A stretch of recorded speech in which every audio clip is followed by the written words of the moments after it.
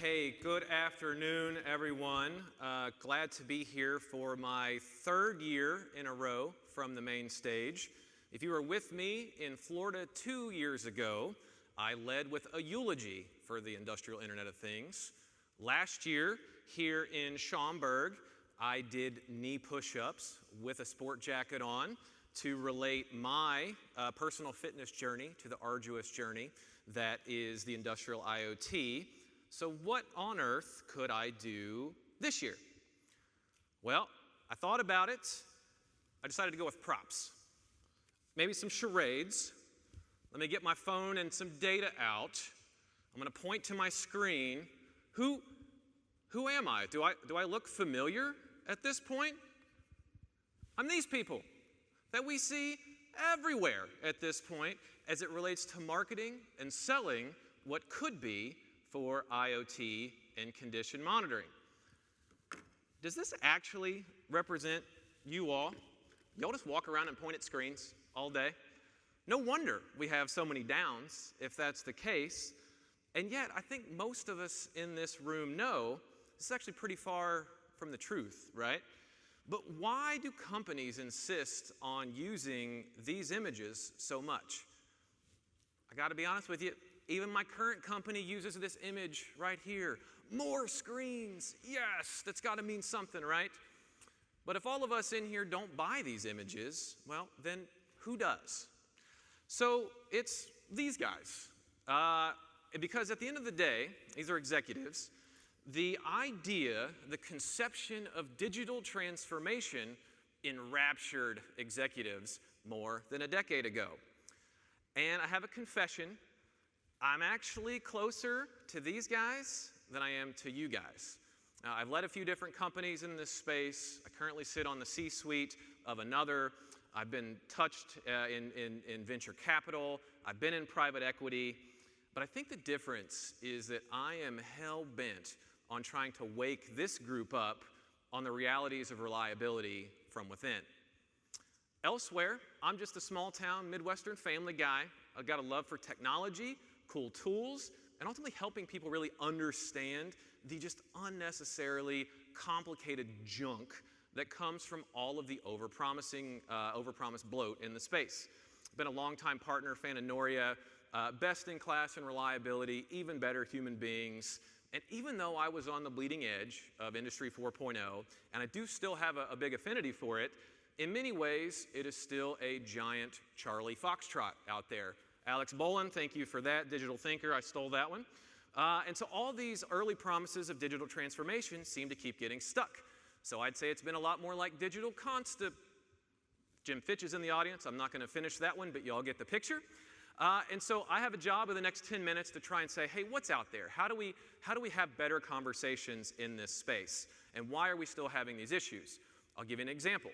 A former executive at a very big company that I used to work with, he would say to me, with a lot of pride, mind you, Jeremy, I only need to know 52% of a situation before I'm ready to make a decision on it. Well, for all of us other people, we call that the iceberg of ignorance. So to be fair, I saw this term referenced on LinkedIn, which probably referenced someone else, so I really can't take credit for it, but I love what it represents. You know, executives that see and make decisions on 52% of understanding what reliability and production, they typically leave that burden to managers to try and translate between these groups of people. And if you thought that was challenging enough, toot toot, here comes the venture capital hype boat that forever loves crashing right into C-suites with the latest promises of what could be. And it's, as the groups responsible for production are still trying to largely just unravel last year's meandering duck hunt from the top floor. But, guys, we can't really run from this reality. This is the reality that we're in. And so we actually have to embrace it to make it better. And that starts by attempting to understand what executives are actually talking about. So I use this slide a lot.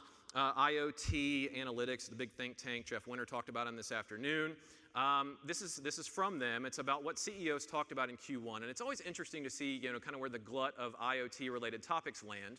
And so for a few straight years, we've been kind of right on that line of small and significant to small and insignificant. Thankfully, we're above the line this year.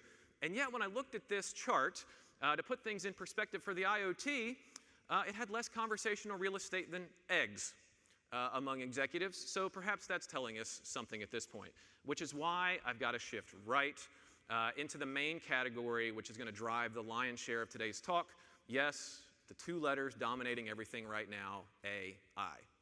Now, when I was searching for an image for this next section and I typed in AI, I thought this was hilarious. One, how high this image came back, and two, just the hilarity and metaphor that it represents, like, peekaboo, I'm AI, I'm coming to steal everyone's jobs, or whatever. So I went with it because I just thought that was just such an absurd representation of AI at this point. So here's a few elements around AI and reliability that I want to walk you through, at least how I see it with my experience. So first, I looked and I found that about 10% of the learning sessions this year here at Reliable Plant were around AI or had AI or machine learning in the title or description. And I was actually relieved at this number, understanding where I believe we're currently at with AI, technology, and reliability today. And I think there's a few common sense reasons I take this position. AI needs infinitely large ecosystems of data and infinitely larger ecosystems of capital or money to drive its progress. This is why we're seeing the biggest leaps in AI in things like learned language models, which is ChatGPT, if you've heard of that stuff, and kind of the art and graphic space with like DALL-E and all of that. And it's really easy if you just kind of zoom out. You can think about just how much information exists on the World Wide Webs just from pure language and content that's out there, or digital images and art. And so you can tell from this point that I think this is where AI can nearly sing the loudest today, but notice I said nearly. I encourage you to Google, ironically, Google's new VEO AI video tool. This is a snapshot of an actual fully blown AI interview that this program put out, and these actually people talk in this. They have real voice, and that was kind of an unprecedented step. And yet, when you think about the billions and billions being spent to develop this technology, it doesn't take long if you watch the mouths.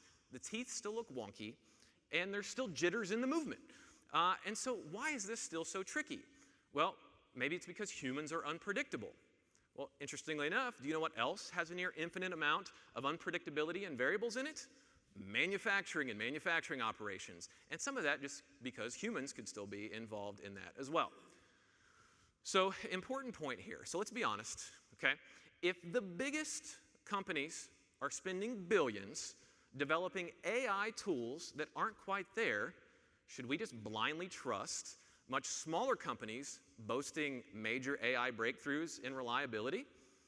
Because again, investors and investments need wow factors, not real factors, to continue to drive capital. I'll say it again. Investors and investments need wow factors and not real factors to drive capital. So as I've said, venture capital loves this space and are going to continue to invest heavily in it. But if you Google a company and you see they are raising Series A, Series B, or whatever capital, you aren't their customer.